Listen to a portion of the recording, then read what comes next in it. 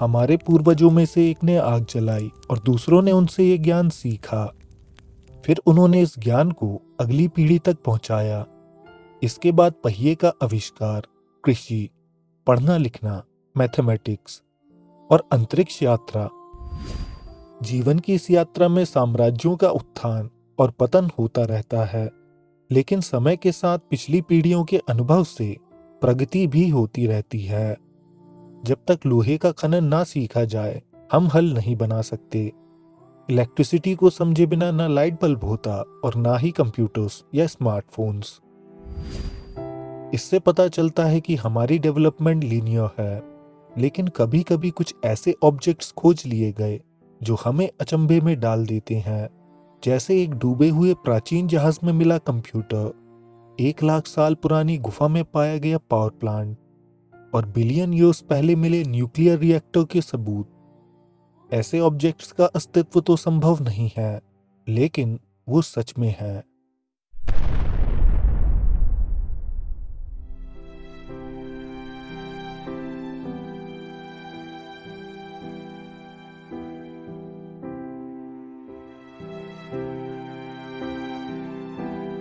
यो 1962 एक archaeologist expedition के बारे में एक आर्टिकल पब्लिश किया गया, जिसमें तिब्बत के बायन हार माउंटेन के एक्सप्लोरेशन के बारे में डिटेल्स दी गई थीं। आर्कियोलॉजिस्ट ची पूटे और उनकी टीम ने वहां 760 ग्रेनाइट डिस्क रिकवर की। हर डिस्क 9 इंच के डायमीटर वाली थी और उनमें हायरोग्लिफिक इंफॉर्मेशन स्टोर्ड थी। ये लगभग 12,000 साल पुराने डिस्क थे, लेकिन उस स्पॉट पर यही एक अजीब डिस्कवरी नहीं हुई। वहां टीम को एडवांस स्टार मैप्स मिले, साथ ही अजीबोगरीब ह्यूमनॉइड्स के बचे हुए अवशेष, जिनका शरीर पतला और सर बड़ा था। लगभग 20 वर्षों की कड़ी मेहनत के बाद डिस्क में मौजूद कोड को समझ लिया गया। इन डिस्क्स में एक ऐसे वेसल की कहानी थी जो आउटर स्पेस से धरती पर आया था।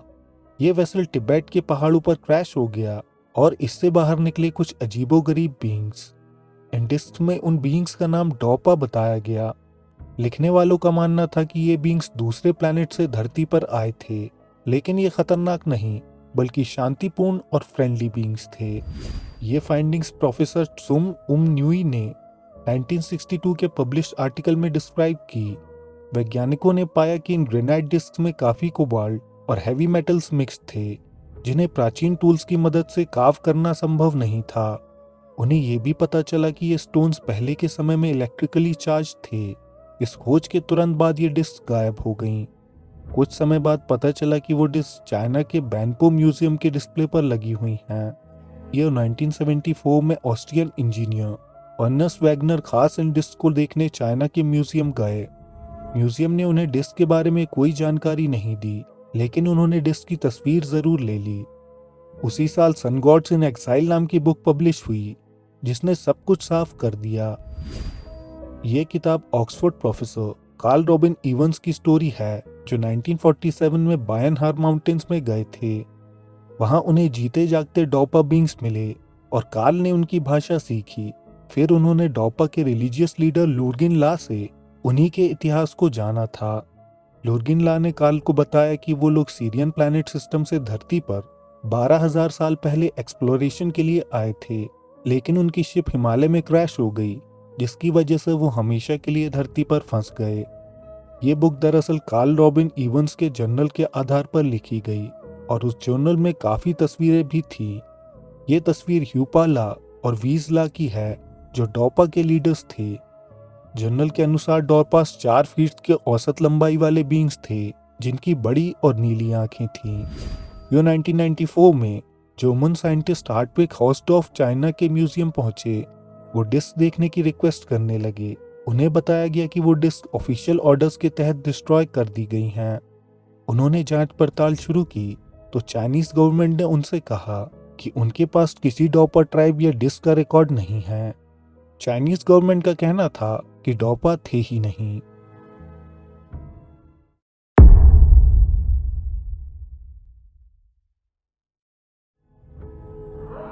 यो 1900 ग्रीक के एक छोटे से आइलैंड पर कुछ लोग पानी में डाइव करके स्पंजेस कलेक्ट कर रहे थे। एक गहरी डाइव मारने पर उन्हें कुछ अजीब दिखाई दिया। ये एक प्राचीन रोमन शिप के अवशेष थे जिसमें प्राचीन आर्टिफैक्ट्स मौजूद थे। कलेक्शन में प्राचीन सिक्के, पॉटरी, मूर्तियां और तरह तरह के ऑब्जेक्ट्स थे। सरफेस पर लाने के बाद उन्हें एक लकड़ी और कैल्सिफाइड ब्रॉन्ज के मिश्रण से बना एक ब्लॉक मिला। ये सभी आर्टिफैक्ट्स म्यूजियम भेज दिए गए, लेकिन वो ब्लॉक वहां मौजूद लोगों को एकदम सामान्य ही लगा। 2 साल के बाद आर्कियोलॉजिस्ट वेलेरियस स्टेस ने उस ब्लॉक को अच्छी तरह देखा। उन्हें तुरंत ही समझ आ गया कि इस ब्लॉक में कुछ भी साधारण नहीं था, जैसा कि लोगों को लग रहा था। कैल्सिफाइड स्टोन में एक बड़े से गियर का आकार साफ देखा जा सकता था। उन्हें लगा ये कोई प्राचीन एस्ट्रोनॉमिकल क्लॉक थी, लेकिन वैज्ञानिकों के अनुसार ये संभव नहीं था। वो जहाज पानी के अंदर लगभग 2000 सालों से पड़ा था और उस तरह की एस्ट्रोनॉमिकल क्लॉक बनाने की टेक्नोलॉजी तो तब भी मौजूद नहीं थी जब उस ब्लॉक को खोजा गया। उस तरह के गियर्स भी बनना 14वीं सेंचुरी में शुरू हुए। लगभग 1700 सालों के बाद लोगों को लगा कि यह ऑब्जेक्ट शायद शिप में मॉडर्न टाइम्स में ही गिर गया होगा, इसीलिए उसे एक बॉक्स में डालकर छोड़ दिया गया और वो वहां 50 सालों तक रहा। ये 1961 में प्रोफेसर डेरेक जे सोला प्राइस एंशिएंट क्लॉक्स पर रिसर्च कर रहे थे जब उन्होंने इस ब्लॉक के बारे में सुना कि कुछ सालों पहले ग्रीक आइलैंड एंटीकाइथरा में कोई क्लॉक पाई गई है। प्रोफेसर ने 23 सालों तक इस ब्लॉक पर रिसर्च की और फिर एक्स रेस और गामा रेस की मदद से उन्होंने ब्लॉक के 82 पेसिस की जांच की। इस तस्वीर में साफ हो गया कि ये अलग अलग गियर्स एक सीधा मैकेनिज्म था जो एक दूसरे से कनेक्टेड थे। ये डिवाइस सिर्फ समय ही नहीं बताती थी, बल्कि बहुत कुछ और भी बताती थी। अब इन तस्वीरों को देखकर दुनिया भर के वैज्ञानिकों की अलग अलग थियोरीज सामने आईं। कुछ का मानना था कि ये डिवाइस एटलांटिस से चुराई गई थी, क्योंकि उनके अलावा इतनी उन्नत टेक्नोलॉजी कहीं संभव नहीं थी। कुछ लोगों का मानना था कि ये डिवाइस धरती पर एलियंस ने छोड़ी है, या तो एक्सीडेंटली या हमारे लिए एक गिफ्ट। और एक थ्योरी थी कि एंटीकाइथरा मैकेनिज्म दरअसल एक डूम्सडे क्लॉक डिवाइस था जो टाइम बॉम्ब की तरह समय को कैलकुलेट कर रहा था और सही समय आने पर वो बॉम्ब को एक्टिवेट कर देता, जिससे धरती नष्ट हो जाती। सच्चाई क्या है कोई नहीं जानता, लेकिन आज भी एंटीकाइथरा मैकेनिज्म पर रिसर्च जारी है और कोई ना कोई रेवोल्यूशन होता ही रहता है। उम्मीद है जल्दी हम इस डिवाइस को समझ लेंगे और शायद इसे रेप्लिकेट भी कर पाएं।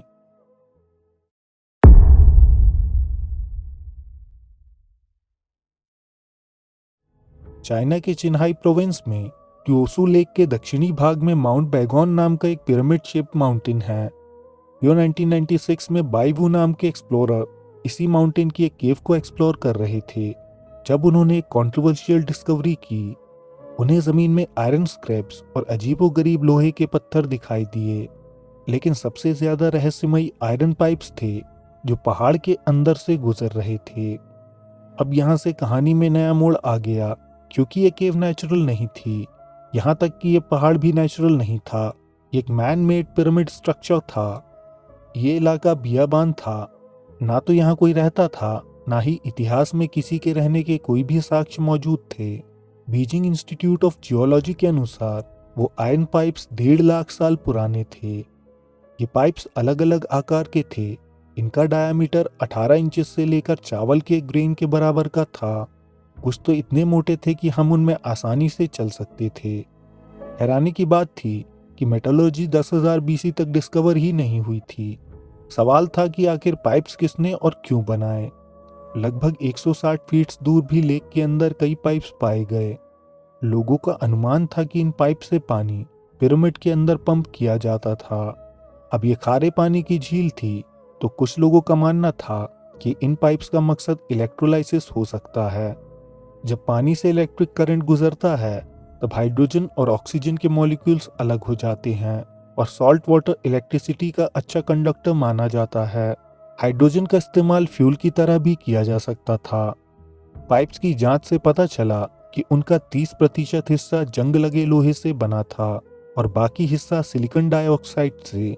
ये पदार्थ क्वार्ट्ज और लाइम में पाया जाता है। ये काफी इंटरेस्टिंग कॉम्पोजिशन है, क्योंकि आयरन हीट और इलेक्ट्रिसिटी का कंडक्टर है। क्वार्ट्ज से गुजरता पानी इलेक्ट्रिसिटी जनरेट करता है। इसे पीजो इलेक्ट्रिक इफेक्ट कहा जाता है। हम गौर करें तो इजिप्ट के पिरामिड भी वाटर सोर्स के पास ही बनाए गए। उनके अंदर चेम्बर्स मौजूद हैं जो क्वार्ट्ज से बने हुए हैं, और पिरामिड कॉम्प्लेक्स के अंदर ही मेटल पाइप्स भी डिस्कवर हुए हैं। निकोला टेस्ला ने अपना वार्डन क्लिफ टावर इसी सिद्धांत पर बनाया था। उनका मानना था कि इस टेक्निक से अनलिमिटेड एनर्जी प्रोड्यूस की जा सकती है, जिसे बिना वायर के दुनिया में कहीं भी ट्रांसफर किया जा सकता है। अब क्विक लाइम की बात करें तो इसमें पानी ऐड करने से एक्सोथर्मिक रिएक्शन होता है और हीट जनरेट होती है। पानी को निकालने पर वो ओरिजिनल स्टेट पर आ जाता है, और अगर हमारे पास वाटर सोर्स हो तो हम इससे बार बार एनर्जी जनरेट कर सकते हैं। इन पाइप्स में 8% एक ऐसा मेटल भी था जिसे आइडेंटिफाई नहीं किया जा सका। तो इस मैकेनिज्म में लोहे के पाइप्स थे जो पानी को कैरी कर सकते थे। इलेक्ट्रिसिटी से हाइड्रोजन और ऑक्सीजन को सेपरेट किया जा सकता था। इसमें क्विक लाइम भी था जो हीट जनरेट करता था और हाइड्रोजन को एक्सपैंड करता था। इस एक्सपेंशन से पाइप का क्वार्ट्स और एक्सपेंड होता था और ये भी एनर्जी प्रोड्यूस करता था, और ये प्रोसेस बार बार अनंत काल तक चल सकती थी। ये सब कुछ एक पिरामिड के अंदर हो रहा था जो इसे एक पावर प्लांट बनाता है। 1.5 लाख साल पुराना पावर प्लांट।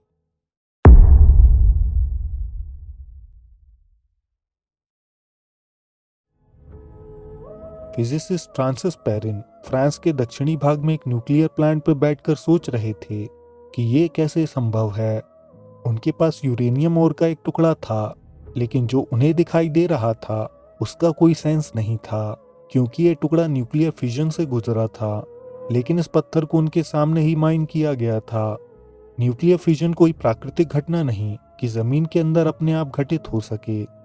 इससे ज्यादा कंफ्यूजिंग था कि इस पत्थर की एज 2 बिलियन ईयर्स से ज्यादा थी। दोस्तों, एटम्स को बिल्डिंग ब्लॉक्स ऑफ लाइफ कहा जाता है। जब इन्हें सेपरेट किया जाता है तो एनर्जी प्रोड्यूस होती है।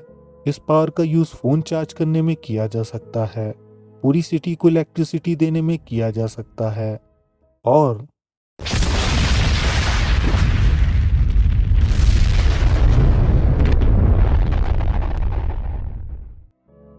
एटम्स को स्प्लिट करने की प्रोसेस को न्यूक्लियर फिजन कहा जाता है।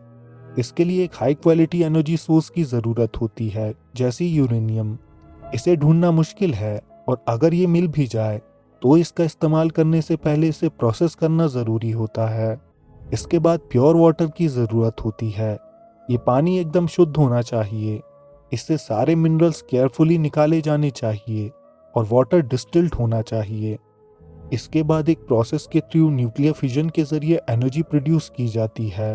तो फ्रांसिस के पास कॉन्क्रीट एविडेंस थे कि इस पत्थर में न्यूक्लियर फिजन हुआ था, जो नेचुरली होना संभव नहीं है।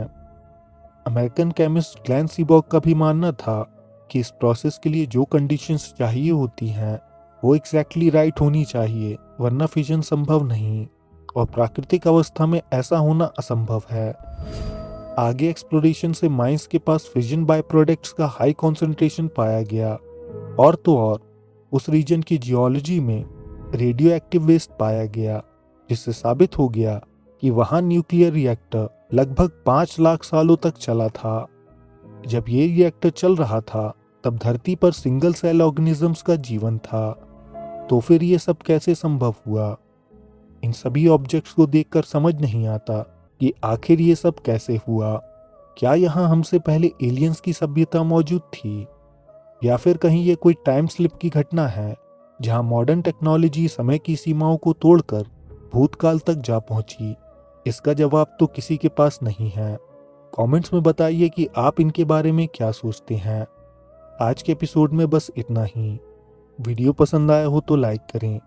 अगर आप चाहें तो हमारे चैनल को सब्सक्राइब करके ऑल नोटिफिकेशंस ऑन कर सकते हैं, और हमारे व्हाट्सएप चैनल को भी ज्वाइन कर सकते हैं। हम जल्द आपसे एक नए एपिसोड के साथ मिलेंगे। धन्यवाद।